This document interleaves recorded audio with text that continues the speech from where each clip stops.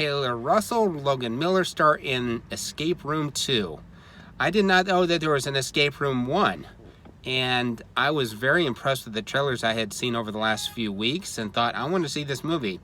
So I went in, sat down. The person next to me happened to be a part of knowing about this franchise, so she gave me a little bit of insight. She didn't really spoil much for me. And so I was seatbelted in, ready for Escape Room. And the very first moments of many movies, that score, the musical score, will tell you what kind of movie you're going to be in for. And as soon as the musical score for Escape Room 2 started, the intensity that I was kind of anticipating started to diminish a little bit. I wasn't expecting a comedy at that point, but it wasn't going to have the... I wasn't expecting a Quiet Place intensity, but I was expecting a little bit more than I actually got. So Escape Room has the participants who won their respective escape rooms. With our main two characters, they won in the last movie, and I'm going to get to that in a second. And the other participants won their respective ones, and now they're on a subway, and they have to get out of the subway and go through the various mazes. We have a priest on here. We have a couple of other people as well. One of them dies off very quickly right off of the subway. So I like how they set up the clues. I like how they hide things. I like the intensity that is shown when having to find the respective parts to be able to open up the door and go into the next phase. Again, I did not feel scared. I didn't feel intense. I didn't feel anything. After that first musical score came in, it really did upset any sort of any chance that this movie might be a thriller. So I enjoyed the movie. I like the clues when they get into the big the barroom kind of scene with where they have to get to the safe door, and they've got to open up the various. They've got the tile floor there. There are a couple of things in there where they had to do things, but then it seemed like they just kind of overlooked those things, and I'm not sure what to make of that. The ending of it, and there was a character brought back from the first movie, and it didn't take me too long to get acclimated to her, and the ending of it was very interesting. So the three escape. The girl who was in the first movie, which I saw the first movie, and I'll get to that in a second, and then the two main characters that I've been talking about, everybody else dies. And so they get to the police station, and the cop from that movie looks like the security guard from the very first Escape Room movie. The one when they're first entering at the beginning of the first one, he looks like the same guy. So I don't know. I'd have to look at that again and make sure they are the same guy. And so they're questioned by the police, and then our two main characters. Incidentally, she has a fear of flying, and I'm going to get to that in a second. But she decides to go ahead and get on a plane, and this sets up for the third one. So I like this movie, but felt like after watching this, I better go see the first one. And sure enough, I went home on Vudu, rented it, and it was a much different tone.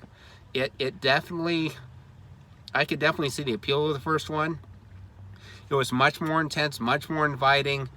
You got a little bit more backstory as to why they're picking the people they are, and so they're picking the respective participants because those respective participants had each survived. They had beaten the odds in surviving a very catastrophic event that took place in their life.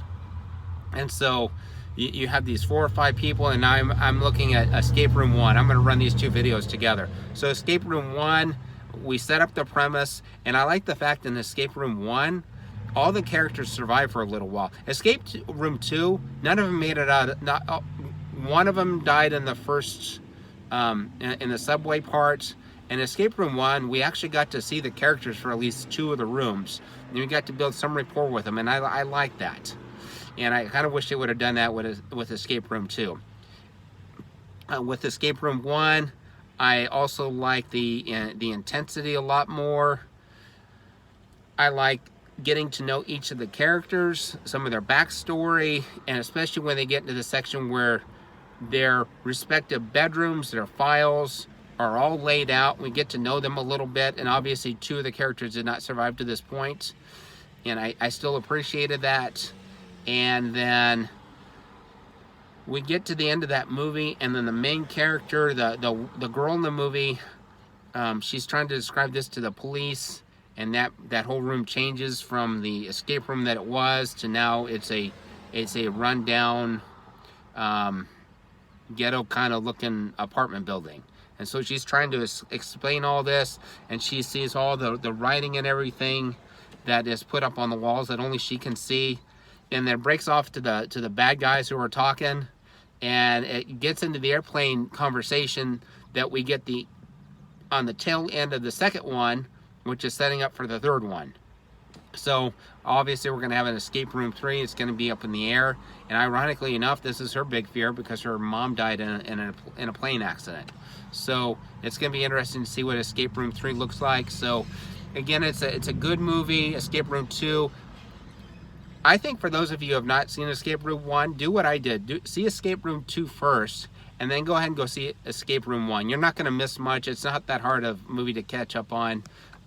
But watch it this order: Escape Room 1, Escape Room 2 first, and then go check out Escape Room 1 and compare and contrast the movies. So, hey, I hope you have a great week. And the reason I wanted to get this video out because I have A Quiet Place right below that, so it'd be fun to compare and contrast these two. Again, A Quiet Place was awesome, and Escape Room, it's good, it's decent. I give it I don't do the star thing. I guess a 6 out of 10 stars, maybe. Hey, you have a great week. God bless. I'm going to do G.I. Joe Snake Eyes soon. I know I'm catching my face because it's hot out here and sweating. G.I. Joe Snake Eyes, I'm jacked about and old. And there's some classic movies I've checked out that I'll be doing over the next few weeks too. So, hey, you take care. Bye.